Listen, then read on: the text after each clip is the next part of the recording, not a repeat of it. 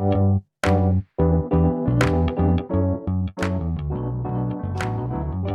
by Riverside.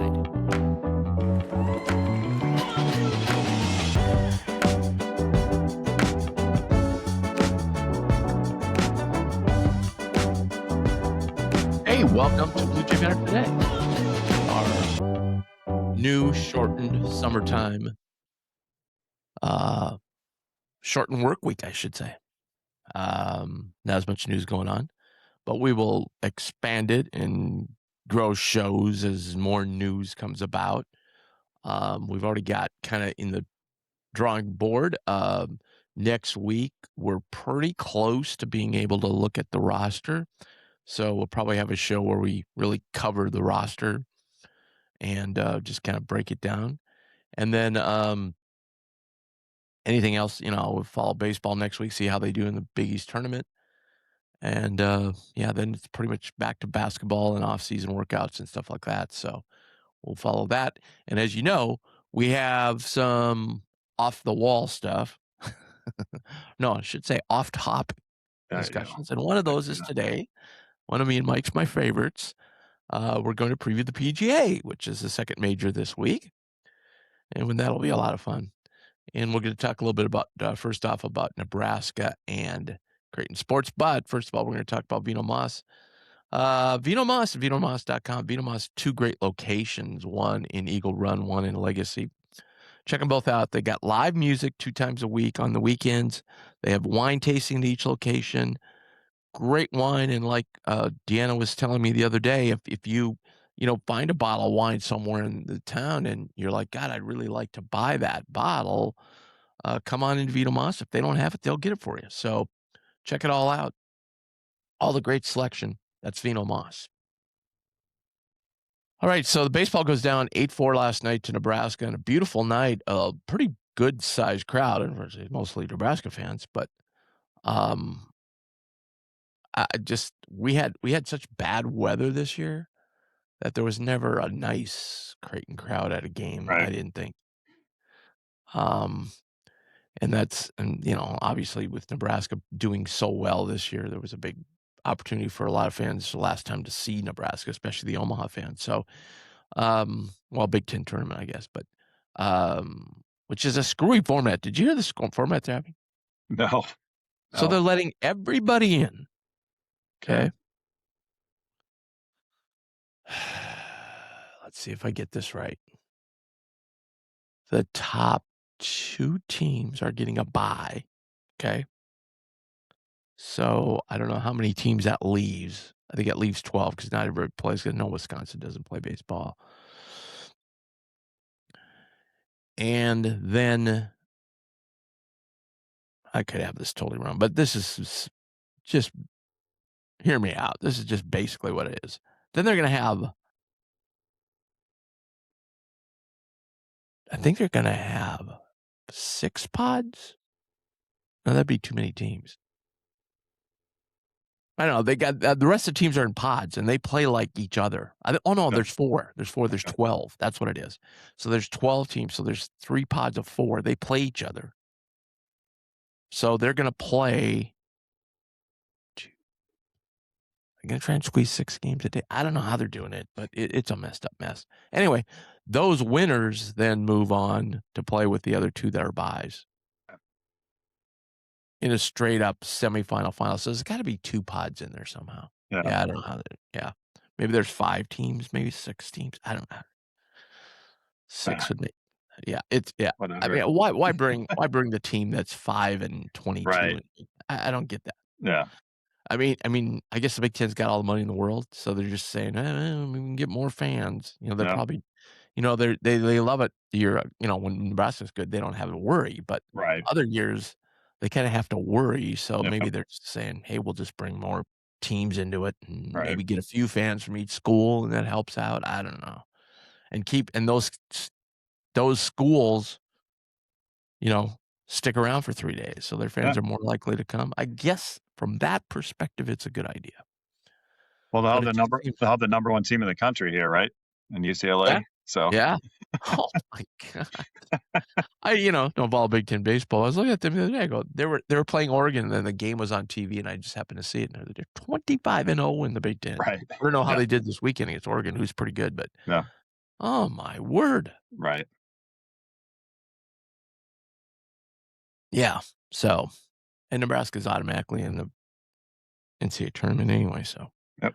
Anyway, Big East though, that's next week. This week, Creighton plays on Thursday, tomorrow, and at the Great American Ballpark in Cincinnati, where the Reds play. The Reds are going to play at 11:30, and Creighton Xavier going to play after that at 4. So that's going to be kind of cool. Oh, very cool. Yeah. I think it's on ESPN Plus. I'm excited to watch that. Yeah. And then they go to the Big East tournament. They're just going to stay in Cincinnati. The Big East tournament is played at Prasco Park, a little, 250 feet to center field. It's like a little park, and balls will be flying out if there's any kind of wind. And then so Xavier and Creighton are one game behind UConn and St. John's. UConn plays Villanova, I think. St. John's plays Seton Hall. I mean, there's no way that they're going to catch those two teams because they both own tiebreakers over Creighton. To get the third, Creighton's got to win 2 out of 3 over Xavier. That's how it works. So I guess that's what to play for if you don't want to face the number 1 team. I don't know. Yeah. My druthers would be UConn, but I think UConn's probably had the better inside track to win the thing. So I don't know. Anyway, that's what's happening there. But so the win last night by Nebraska swept the season series. And Sean Callahan immediately tweeted out that Nebraska went 9-0 against Creighton in all sports this year. I think probably the first time since, horse and buggy age. Yeah. Wow. That's just Don't like that. no. I can't. Yeah, I can't. There's not much I can say. There's. It was just it was a tough year for Creighton versus Nebraska if you're a Blue Jay fan. So, and I think we all can go back to Huss's introductory press conference where he says, don't let me catch you wearing red, and we'll get you back. So, And I'm taking names. yeah, right. Yeah, that was great. That was yeah. great, Al. So, Mac obviously knew of the rivalry when he came here, but he didn't really understand. I don't think it took him a year or two. And luckily, he had D-Rock on his staff who just said, Jesus, let me do the game planning. We'll be fine. So, excuse me. So, yeah. I think basketball obviously is 1. I think number 2 probably is baseball as far as where people think about it. Volleyball is only 3, only because Nebraska's dominated. So Creighton never beat them. So you can't really say, oh, everybody's until Creighton beats them, it's not going to be up there with basketball. Yeah. And then it's probably women's hoop after that, and then probably softball after that, probably.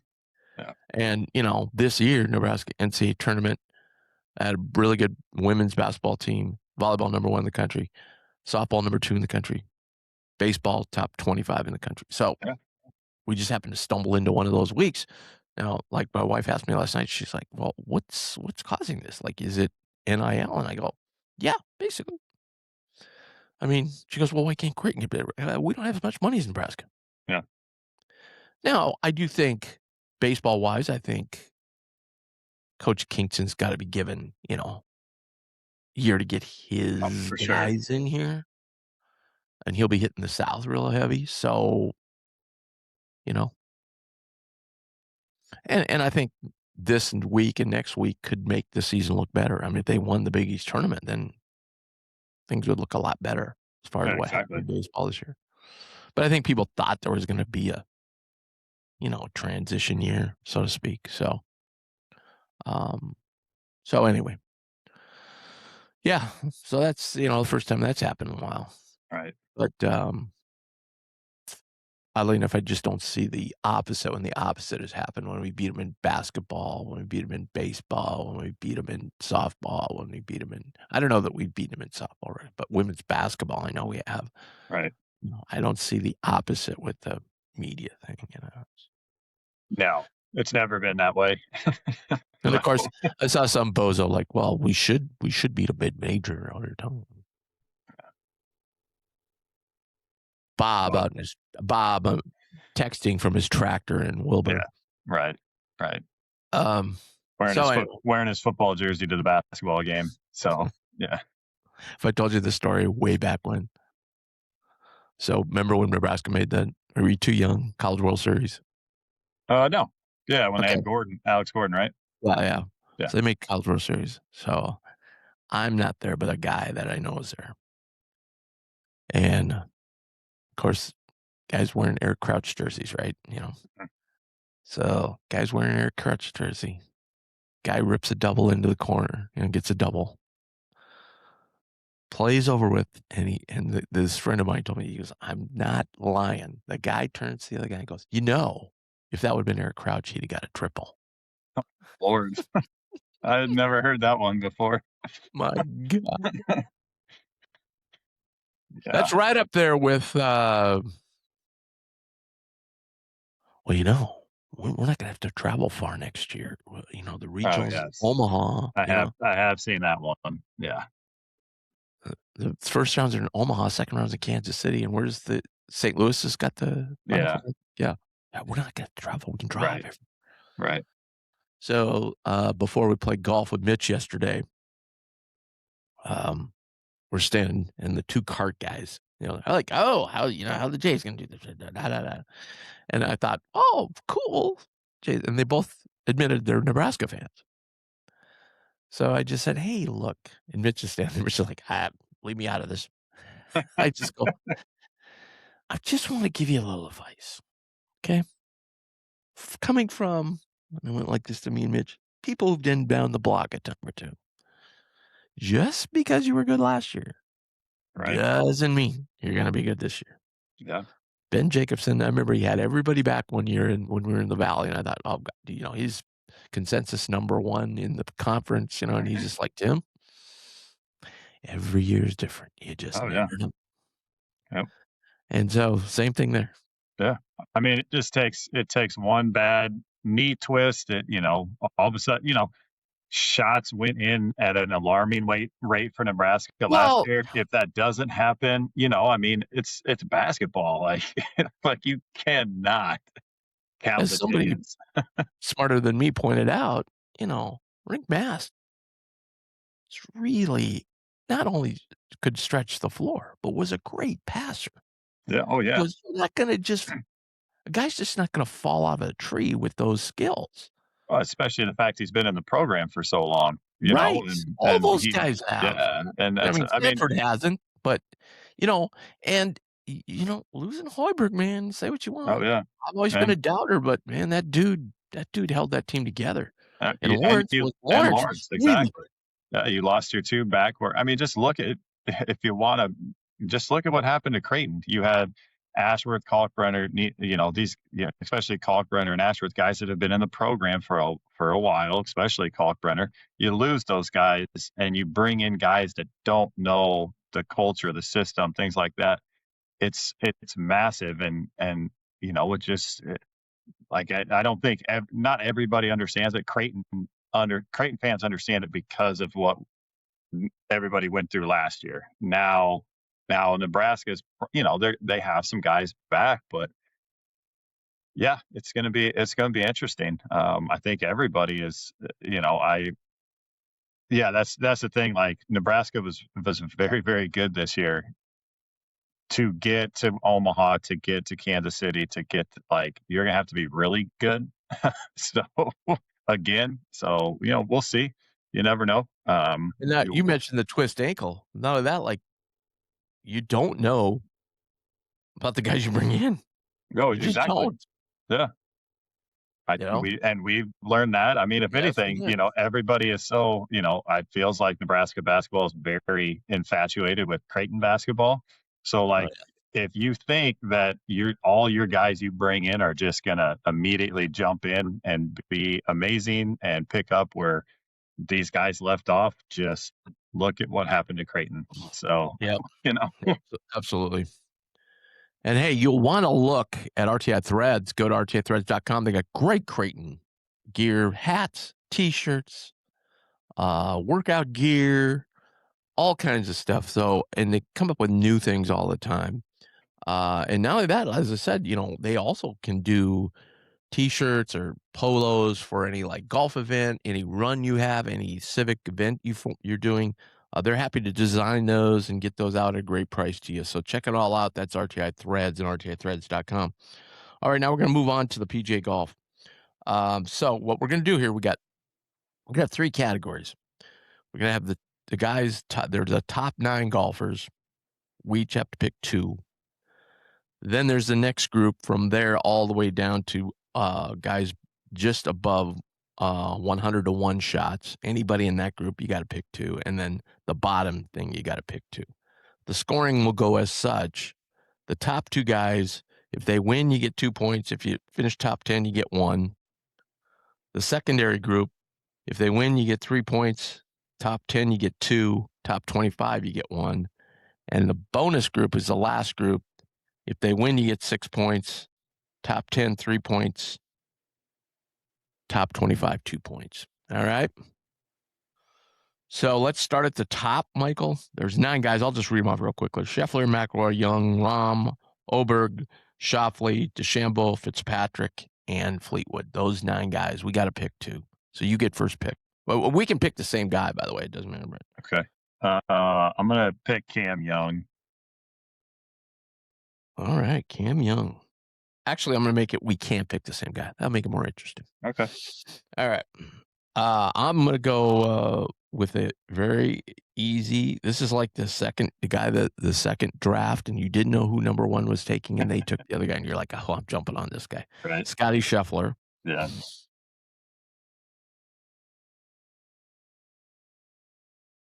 I just like it. If you haven't heard, Rory's got a blister on his little toe. I know. You know what though? I'm still I'm gonna take him. How do you get a blister underneath your nail? I don't know. That's got. Why wouldn't you just pop it? Yeah. Cut the damn nail off, wrap it up, and let's go. Yeah.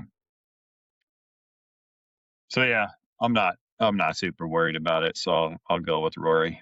Okay. Trying to talk you out of that one. Yeah.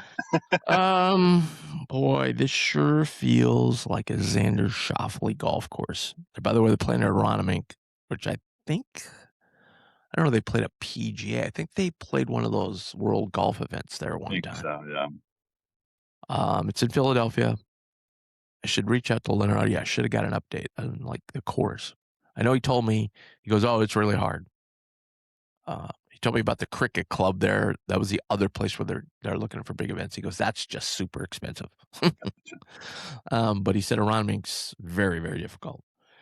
But it looks like more of a parkland golf course as the cost just had Xavier's done. Well, I'm going to take Xavier. All right. Now on to the next tier. I'll start. Yeah. I'm going to go Justin Thomas.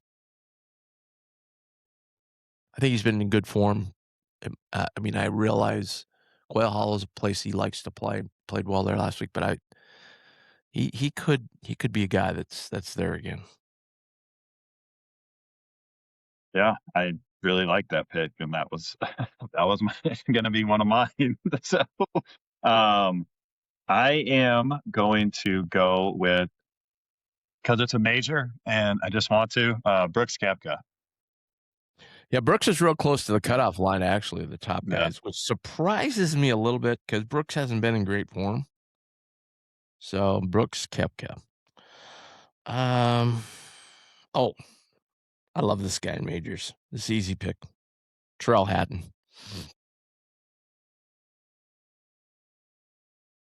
I will go another guy who likes the majors, Patrick Reed. Yes, that's a very good pick.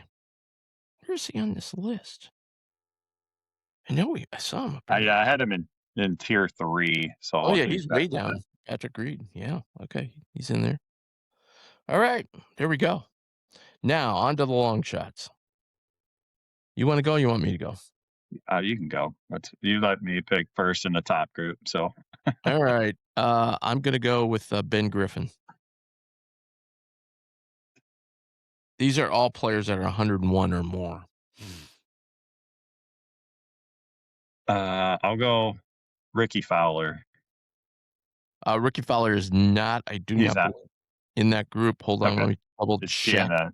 Is he in Ricky that? Fowler's in the mid group, yeah. Okay. Yep. Um, Frankly, probably moved up to the mid group on Monday. yeah, yeah, I'm sure. All right. Gary Woodland. Gary Woodland is there. Another Okay. good pick at 100 to 1. All right. Solid pick. He's been sniffing around the top 10 quite a bit lately. Ooh. Generally, the PGA just has a tour type guy that wins it. You know what I mean? Guys that you would never pick in other majors, but you would pick in the PGA. I'm going to throw one against the wall here. Akshay Bhatia. Okay. He's a guy that's pretty steady. Nobody really thinks about him, talks about him. Right. They've kind of have you seen the commercial with him and who's the other guy? The Gala? Or what's Oh his yeah. name? Have you seen So, that? Because so one's he. left and one's right, and they hit the ball at the same time, and they Oh, have a I haven't. commercial. It's kind Nice. of cool. Yeah. All right. And then for my A lot of good selections here, I think. yeah. In like 125, 150 to 1. A lot of good guys. A lot of steady tour player types. Yeah, I'm gonna go Corey Connors. Whoa. Mr. Canada. Yeah. Think he's inspired by the Stanley Cup playoffs and, Yeah. probably a Montreal fan. Right. He's a good ball striker, so He typically has. I don't know what his form has been lately. yeah. Haven't seen as much of him toward the top as we did, say, a year or 2 years ago. But certainly a guy that's been around the block a few times. Yeah, there's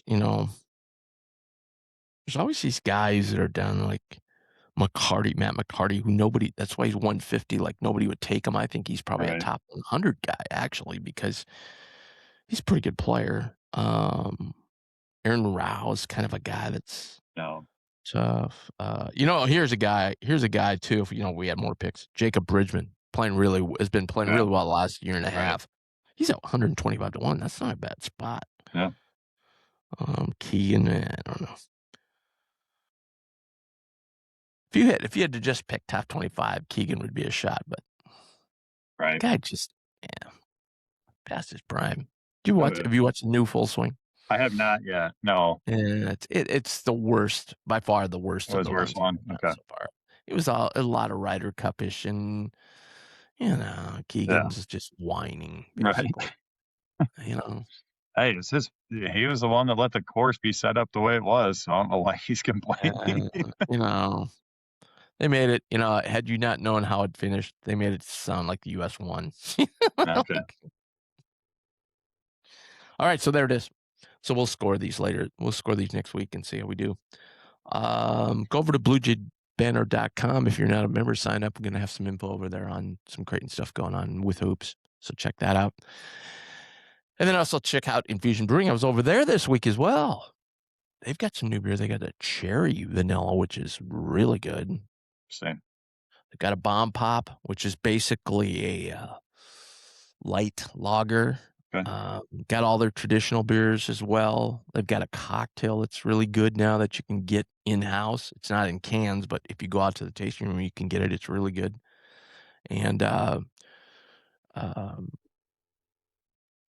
so new ownership. Dad is stepping down, and son is taking over. Ryan's taking over. So Very cool. Ryan's in charge of the whole thing.